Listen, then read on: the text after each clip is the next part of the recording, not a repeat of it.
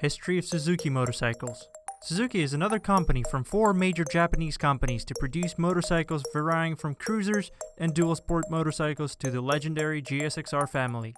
So let's get down to it. From its foundation in 1952, when Suzuki produced its first motorcycle, the company had gone through a series of ups and downs. But just as Yamaha company, Suzuki never started as an automotive company. Instead, it began in 1909 when Michio Suzuki founded Suzuki Loom Works in Hamamatsu, Japan. About 10 years later, the company was incorporated and capitalized, with Michio Suzuki as the president. Right before the war, Suzuki tried to deviate from loom production to manufacturing of small cars. However, the government declared civilian cars as a non-essential commodity in 1937. After the World War II, the plant had to shut down due to severe war damage and subsequently moved to Takatsuka plant site, where it remained ever since. In late 40s, Suzuki stock appeared on Tokyo, Nagoya, and Osaka stock exchanges. In 1952, Suzuki created its first two-wheeled motorized vehicle. The power-free model was essentially a bicycle with a small displacement engine.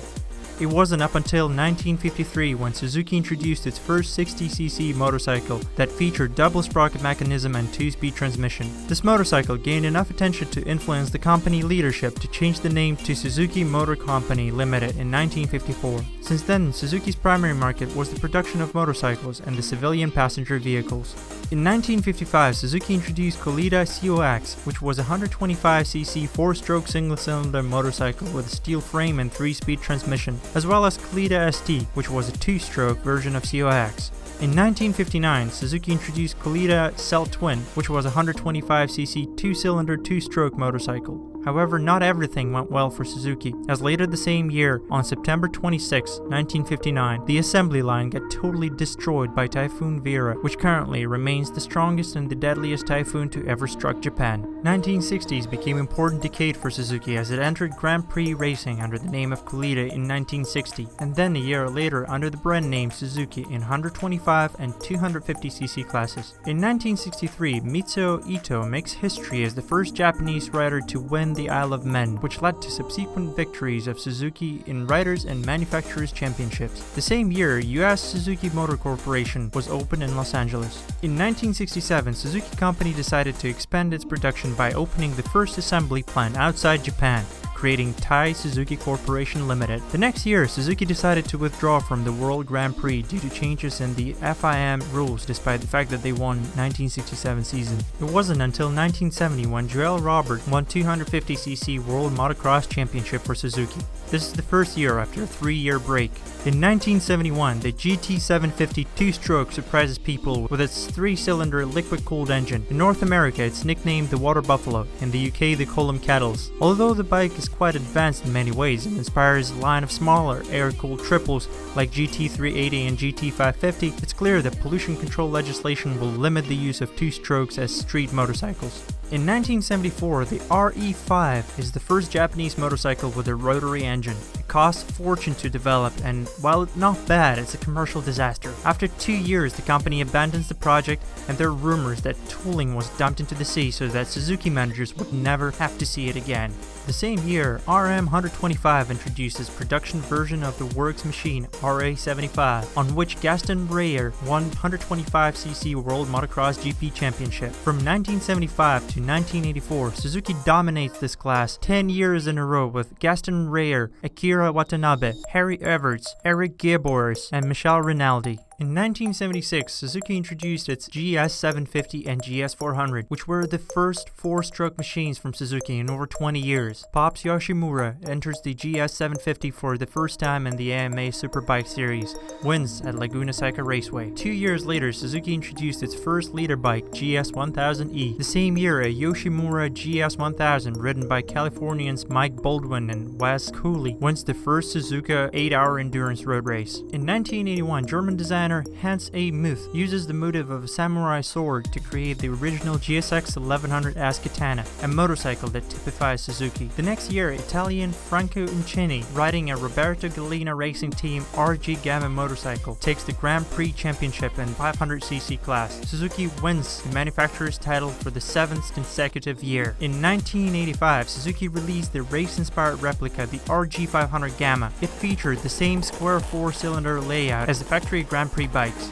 Other racy features are the square tube aluminum frame and removable cassette-type transmission. Also, the new GSXR 750 had arrived, which became the most important new motorcycle of the decade. In fact, the bike was so successful that in 1989, Jamie James wins the AMA Superbike Championship on the GSXR 750. A year later, in 1986, Suzuki launches the new GSXR 1100 that pushes the top speed of over 160 miles per hour. In 1991, the 779cc DR Big has the largest single-cylinder engine in living memory. A year later, the GSXR 750 switched to water cooling from oil cooling, which resulted in increased weight.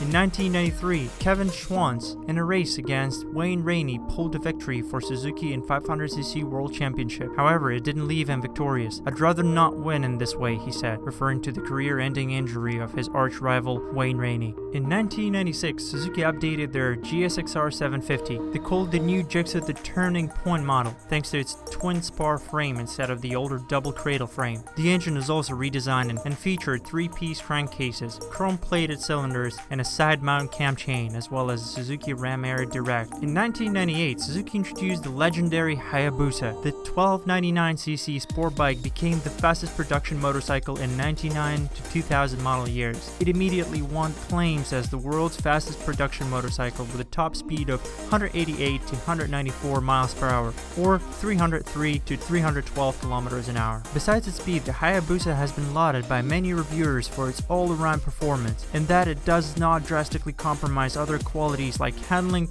comfort, reliability, noise, fuel consumption, or price in pursuit of a single function. In 1999, Matt Mladen wins the AMA Superbike Championship, beginning a run of unprecedented dominance. Mladen will win 5 more times and Suzuki will win 8 of the next 9 titles. With sport bikes getting more and more sharp-edged, the company is one of the first to recognize what might be called the semi-sport market as opposed to the super sport market. The SV650 featured an aluminum alloy truss frame and a liquid-cooled 90-degree V-twin dual overhead cam 4-valve engine. In 2001, based on the compact GSXR 750, the GSXR 1000 is powered by a liquid-cooled dual overhead cam 16-valve 4-cylinder 988cc engine, which features narrow-angled valves and downdraft individual throttle body fuel injection. In 2005, Suzuki's original 4-stroke motocrosser, the RMZ 450, is equipped with a 4-stroke 449cc engine, which features the Suzuki Advanced Sump System. The same year, Troy Corser gives Suzuki its first and only so far World Superbike Championship. In 2008, Hayabusa-related naked bike is introduced. Powered by a 1340cc Hayabusa engine, the B-King is Suzuki's flagship